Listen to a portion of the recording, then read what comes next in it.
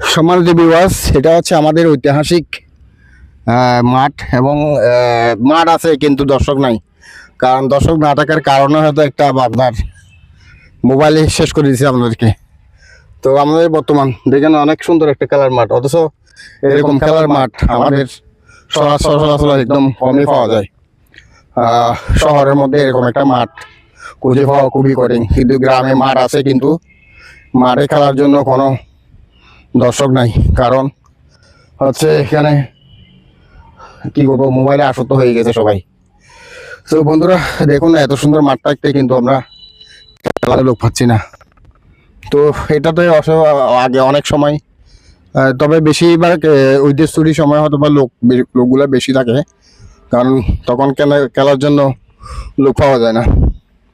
আর এখন দেখুন কত বড় মাঠ, কত বড় সুন্দর প্লেস, কিন্তু আমরা খেলার জন্য কোনো প্লেয়ার নাই এবং কোনো ইয়া নাই।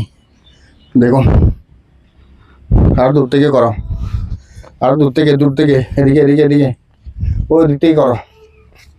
হ্যাঁ পাগল, ওইদিকে যাও না, তুমি সামনে যাও না, আমাকে করতা।